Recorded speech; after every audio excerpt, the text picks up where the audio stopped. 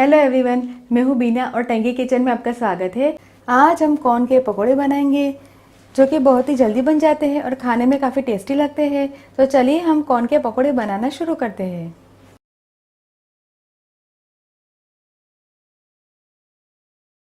Bread के पकोड़े बनाने के लिए मैंने यहाँ पे कुछ ब्रेड की स्लाइस ली हुई है, 2 कप बेसन में मैंने आधा छोटा चम्मच लाल मिर्च पाउडर, 1/4 छोटा चम्मच हल्दी पाउडर और नमक स्वाद अनुसार डाल के लिया हुआ है। 1 कप दूध, एक मकई के दाने को मैंने निकाल के फिर मिक्सी के जार में क्रश करके फिर लिया हुआ है। थोड़ा सा टोमेटो केचप, हरे धनिया की चटनी, 1 छोटा चम्मच नींबू का जूस, 1 बड़ा चम्मच चावल का आटा, तेल हम लगी ज़रूरत अनुसार, 1/4 छोटा चम्मच हींग, 1 हरी मिर्च और छोटा टुकड़ा अदरक का दोनों की पेस्ट मैंने साथ में बना के ली हुई है। नमक हम लेंगे स्वाद अनुसार, 1 छोटा चम्मच जीरा, यहाँ पे मैंने छोटा टुकड़ा दालचीनी और 2 तज दोनों को मैंने मिक्स करके उसका पाउडर करके फिर लिया हुआ है। आधा छोटा चम्मच लाल मिर्च पाउडर, 1 छोटा चम्मच चीनी, 1/4 छोटा चम्मच हल्दी और पिंच ऑफ बेकिंग सोडा। तो चलिए हम पकोड़ा बनाना शुरू करते हैं। सबसे पहले हम पकोड़े का बैटर बनाएंगे। बैटर बनाने के लिए हम बेसन में चावल का आटा डालेंगे। बाकी सारे मसाले हमने आटे में डाला हुआ है। तो अब हम थोड़ा थोड़ा पानी डाल के इसका बैटर बनाएंगे। बैटर हम पकोड़े की कंसिस्टेंसी जैसा बनाएंगे। चावल का आटा डालने से पकोड़े हैं वो क्रिस्पी बनते हैं। पकोड़ा की कंसिस्टेंसी मैंने कुछ इस प्रकार की मीडियम रखी हुई है। अब हम बैटर को ढक के रख देंगे। अब हम स्टफिंग बनाएंगे। स्टफिंग बनाने के लिए मैंने नॉनस्टिक कढ़ाई को गैस के ऊपर रखा है। अब इसमें हम 1 बड़ा चम्मच तेल डालेंगे। तेल गरम हो गया है। तेल में हम जीरा डालेंगे। जीरा को कुछ सेकंड्स तक हम इसे भुनने दें। जीरा भुन गया है तो अब इसमें हम हींग डालेंगे। अदरक और हरी मिर्च का पेस्ट डालेंगे। गैस का फ्लेम हम स्लो करेंगे। हल्दी पाउडर और लाल मिर्च पाउडर भी डाल देंगे। और अब हम ग्रेट की हुई मकई को डालेंगे और इसे हिला दें ताकि मसाले हैं वो जले ना। इसे हम बीच बीच में हिला दें ताकि स्टफिंग है वो चिपके ना। नॉनस्टिक पैन में या फिर कढ़ाई में स्टफिंग बनाने से स्टफिंग है वो चिपकता नहीं है, इसीलिए हमने नॉनस्टिक कढ़ाई का इस्तेमाल किया है।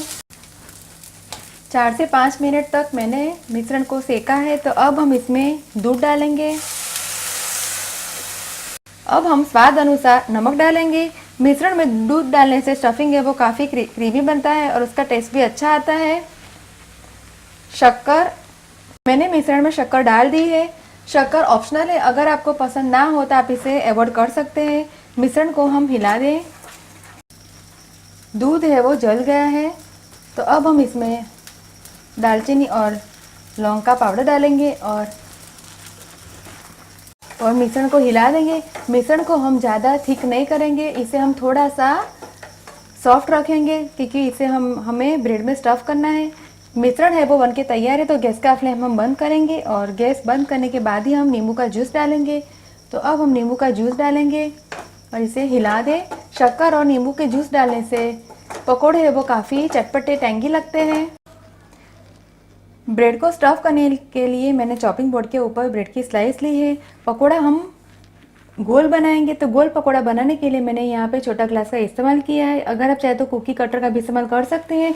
ग्लास को हम ब्रेड की स्लाइस के ऊपर रख के इसे गोल शेप में काट के तैयार करेंगे। अगर आप चाहे तो चौकोर या फिर किसी भी शेप के पकोड़े बना सकते हैं। इस प्रकार हम सारी ब्रेड की स्लाइस को काट लेंगे और इस प्रकार गोल शेप बना के इसे तैयार करेंगे। अब हम काट के तैयार की हुई स्लाइस को हम लेंगे और अगर आप चाहे तो यहाँ पे नीचे बटर या फिर घी लगा सकते हैं, पर हम बिना बटर और घी के ही पकोड़े बनाएंगे। एक ब्रेड की स्लाइस के ऊपर हम टोमेटो केचप लगाएंगे।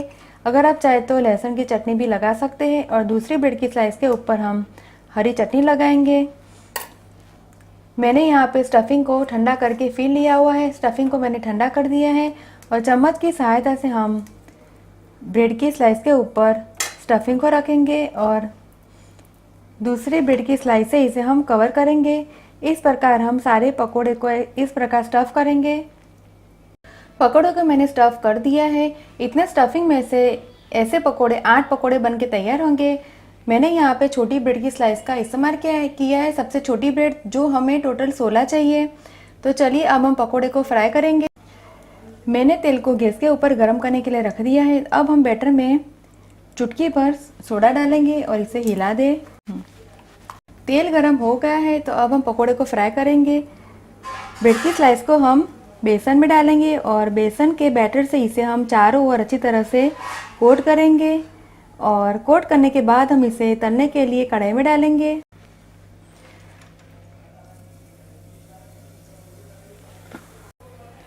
दूसरा पकोड़ा भी हम तलने के लिए डाल देंगे। इसे हम बैटर से चारों ओर अच्छी तरह से कोट करेंगे। हमने ब्रेड को काट के जो सर्कल बनाया था, तो बचा हुआ जो ब्रेड है उसे फेंके ना, उसे आप मिक्सी के जार में पीस के उसका ब्रेड क्रम्स बना लें। और उस ब्रेड क्रम्स को आप कटलेट बनाने में भी यूज़ कर सकते हैं। पकोड़े को हम पलटा देंगे। पकोड़े को हम चेक करेंगे। देखिए दूसरी साइड से भी पकोड़े वो फ्राई होकर तैयार है। तो पकोड़े को हम सर्विंग प्लेट में निकाल के सर्व करेंगे। और इसी प्रकार से बचे हुए सारे पकोड़े हम फ्राई करेंगे। पकोड़ों को मैंने सर्विंग प्लेट में निकाल के सर्व किया है। मैंने इसे टोमेटो केचप और हरे धनिया की चटनी के साथ सर्व किया है। आप इस रेसिपी को घर पे जरूर ट्राई कीजिए और मुझे कमेंट में फीडबैक दीजिए कि आपको ये मेरी रेसिपी कैसी लगी। अगर आपको मेरा वीडियो पसंद आए तो आप मेरे वीडियो को लाइक कीजिए, शेयर कीजिए और मेरे चैनल को सब्सक्राइब कीजिए, ताकि आप मेरे और भी नए वीडियो देख सके। दोबारा हम फिर मिलेंगे, तब तक के लिए थैंक यू, बाय।